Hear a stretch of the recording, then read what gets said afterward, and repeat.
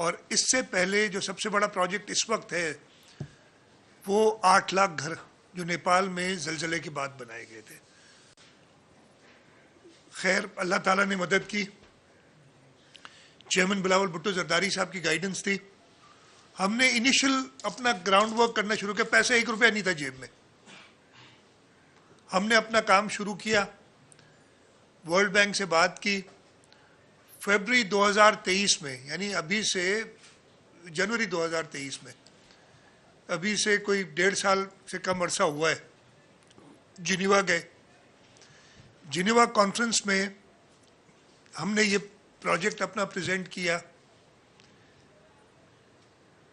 बिलावल भुट्टो जरदारी साहब, मियाँ शहबाज शरीफ साहब और यूनाइटेड नेशंस के जो सेक्रेटरी जनरल हैं, उन तीनों ने इस प्रोजेक्ट के लिए हमारी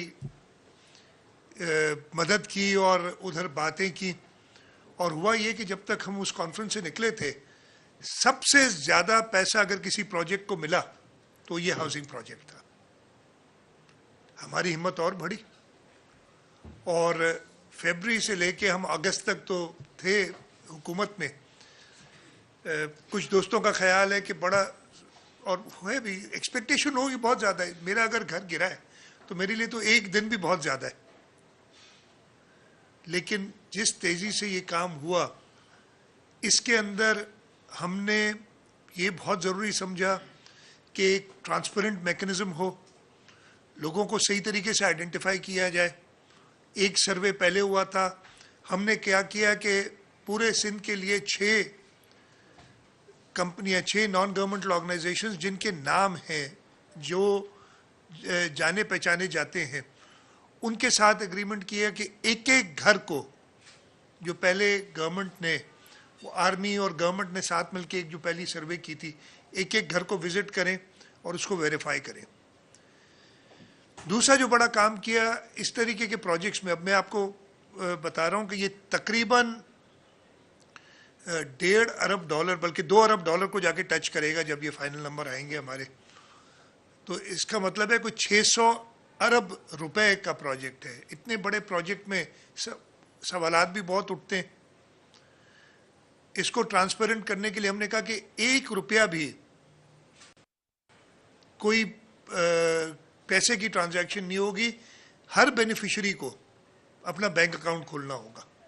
एक बड़ा मरहला था, इसमें बड़ी तकालीफ भी, लोगों ने भी बहुत शिकायतें की कि ये हम अब जाएं इधर से बैंक अकाउंट खोलें, लेकिन हमने उन्हें सहूलत मुहैया की, उनके घर तक आके वो बैंक अकाउंट खोलने के तरीक़ेकार उनको करके दिया और इस वक्त तक 8 लाख के करीब बैंक अकाउंट्स खुल चुके हैं।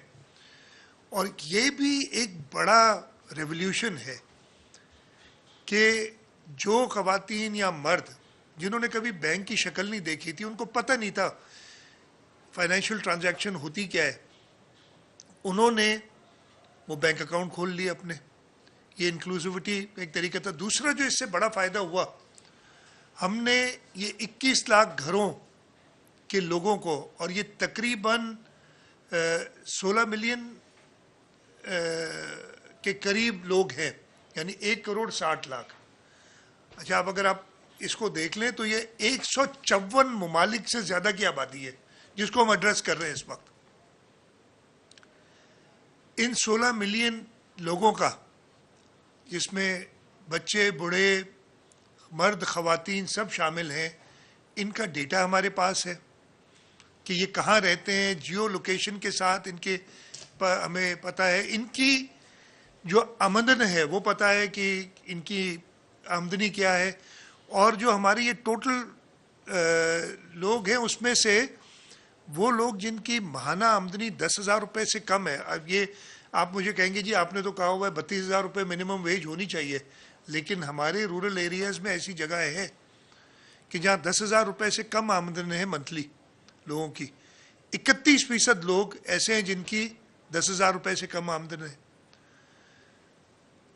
तकरीबन 60,000 लोग या 70,000 लोग ऐसे हैं, यानी उसके ऊपर, जिनकी 10 से 20,000 रुपये आमदनी है, और सिर्फ 6% लोग हैं जिनकी आमदनी 20,000 रुपये से ऊपर है। ये इसमें तो ये अगर कोई चेक करना है कि जी ये पुअरेस्ट ऑफ द पुअर को हम दे रहे हैं कि नहीं दे रहे हैं, इससे भी पता चलता है। इसके साथ साथ हमने इसको काउंटर चेक किया, जो रूरल एरियाज़ में फार्मिंग से ताल्लुक़ रखते थे, इनमें वो सारे लोग थे जिनको हम जो 5,000 रुपये फ़ी एकड़ सीड का गरीबों को दे रहे थे, जिनकी 12.5 एकड़ से कम ज़मीन है, वो लोग भी इस पूरी पॉपुलेशन में थे। तो कई तरीके से इनको चेक किया कि ये बिल्कुल ट्रांसपेरेंट हो। फिर मैंने आपको बताया कि इनको पैसे देने का तरीका भी बिल्कुल ट्रांसपेरेंट एक बैंक अकाउंट के थ्रू किया। फिर एक ऐसा मैनेजमेंट इंफॉर्मेशन सिस्टम बनाया है जो कि आपने अभी देखा भी, और ये ओपन भी है, इसको चेक भी कर सकते हैं कि एक एक बेनिफिशरी उसकी लोकेशन हमें पता है, वो जो घर उसका गिरा हुआ, टूटा हुआ या वो टेंट में रह रहा था, वो लोकेशन के साथ उसकी तस्वीर, उसका शनाख्ती कार्ड हमारे पास मौजूद है और ये सारा अवेलेबल है।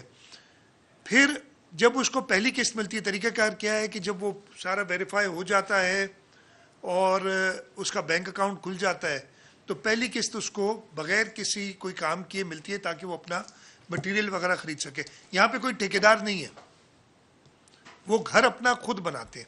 हाँ, उनको सपोर्ट ज़रूर हमारा Sindh peoples housing for flood affectees जो इदारा है वो करता है कि उनको मदद करता है कि जी तुम्हें इस तरीके का घर बनाना है, तुम्हें मेसन की ज़रूरत है, तो उधर एक उन्होंने मेसन ट्रेनिंग भी की कि ज़्यादा काम तो है तो मेसन्स उनको अवेलेबल हों, और उनकी मेसन को जो पहले कोई काम नहीं होता था उन्हीं में से उन्हें लोग चुने कि यार तुम बेरोज़गार हो, तुम ये काम क्यों नहीं सीखते, तुम ये आप 4 घर बनाएंगे, इससे आपको आमदनी होगी।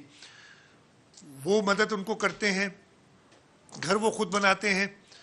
जब वो प्लिंथ लेवल पे आ जाता है घर, अच्छा प्लिंथ भी ऐसी हम बना रहे हैं और ये उनकी स्पेसिफिकेशंस पे कि वो ज़मीन से कम 3 फुट ऊपर हो, और कई जगह पे जैसे बताया गया कि लोगों ने उससे भी ऊपर घर बनाए, इसलिए कि उन्होंने देखा कि जी पिछली बार सैलाब का लेवल ये था, अगर दोबारा सैलाब आए तो मेरा घर की प्लिंथ उससे ऊपर होगी और मैं घर के अंदर ही बैठा रहूँगा, मुझे यहाँ से निकलना नहीं पड़ेगा। प्लिंथ पे जब वो आ जाता है, दोबारा टीम जाती है, उसी जगह पे उसकी तस्वीर लेती है, चेक करती है कि प्लिंथ कंप्लीट हुई, उसको फिर दूसरी किस्त मिलती है।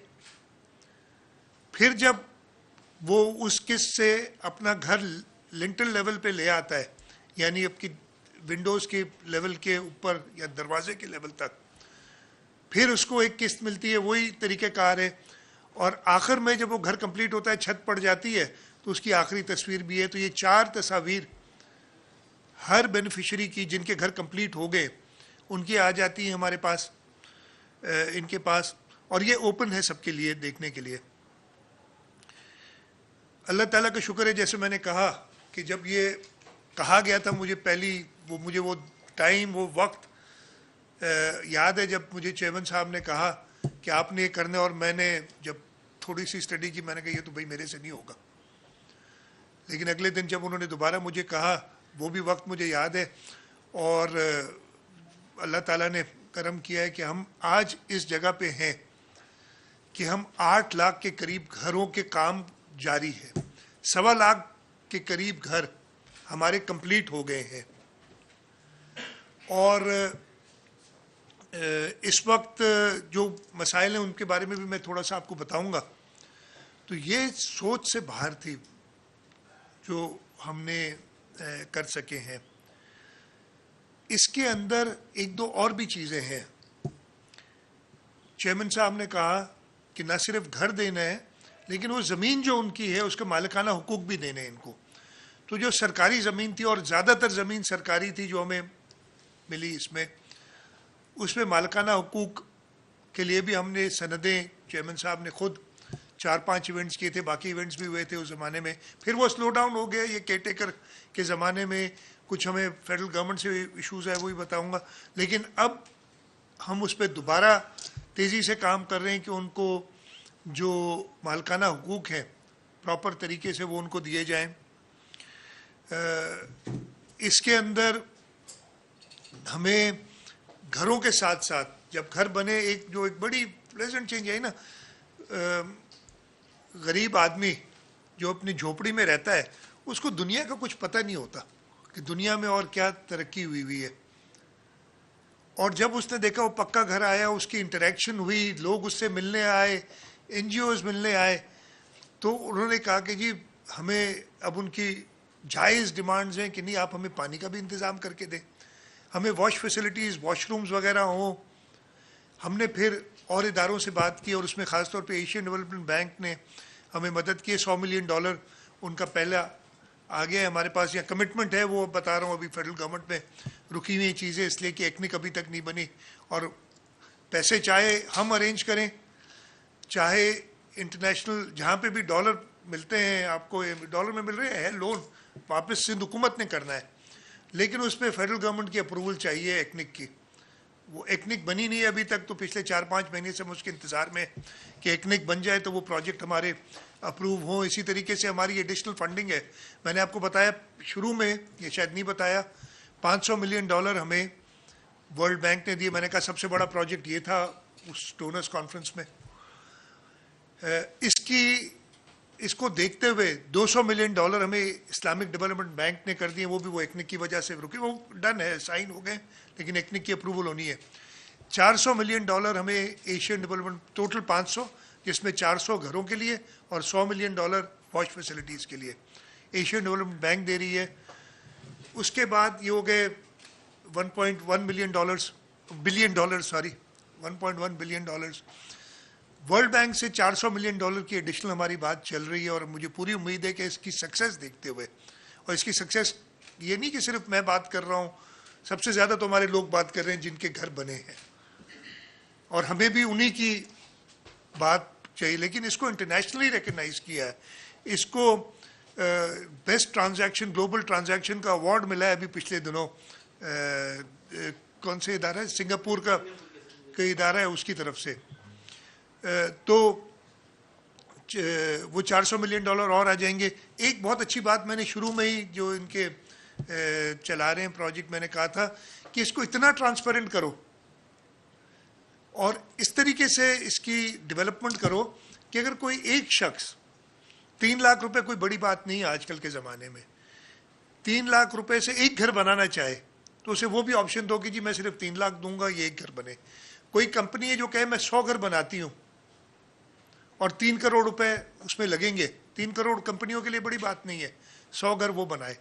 और ये मुझे खुशी की बात है कि तकरीबन 4-1 हज़ार घर हमें लोगों ने डोनेट किए, कंपनीज ने और इंडिविजुअल्स ने भी डोनेट किए हैं। और उसका तरीक़ाकार भी ये रखा है कि वो बेनिफिशियरी का डायरेक्ट कांटेक्ट होता है उस डोनर से, वो बताता है कि जी मुझे, जैसे एग्जाम्पल अभी बताया था कि टंडो मोहम्मद खान का कोई अगर डॉक्टर अमेरिका में काम कर रहा है और वो चाहता है कि वो उसके गांव में वो किसी की मदद करे, और वो कांटेक्ट करता है जब, तो हम उसे टंडो मोहम्मद खान के उस गांव या उस यूनियन काउंसिल के सारे लोगों की बता देते हैं कि जी ये लोग अवेलेबल हैं। फिर वो अगर चाहता है कि जी किसी विडो को वो पैसे देना चाहिए, लोग अब होते हैं जो, तो विडो की लिस्ट उसको चली जाती है और उसमें से वो चूज़ कर लेता है, फिर वो 1, 2, 10 जितनों को सपोर्ट करना चाहे वो उनको सपोर्ट मिले। एक चीज़ मैंने आपको और बतानी थी कि जो 21 लाख लोग हैं टोटल, उनमें से 8 लाख से ऊपर सिर्फ ख़वातीन बेनिफिशरीज़ हैं, यानी सिंगल ख़वातीन विडो हैं या वो उसकी बड़ी हैं अपने ख़ानदान में, हम ख़वातीन को दे रहे हैं। ये भी इसमें सहूलत, जैसे मैंने बताया कि इंडिविजुअली कोई आके कर सकता है पार्टिसिपेट। इतना रोबस्ट सिस्टम है, मेरा नहीं ख्याल है कि पाकिस्तान में कहीं पे भी, और मैं इसको चाहता हूँ कि सब आके चेक करें, इसमें और बेहतरी की गुंजाइश होगी और बेहतर करें इसको। उसके साथ साथ लैंड टाइटल्स की बात मैंने कर दी।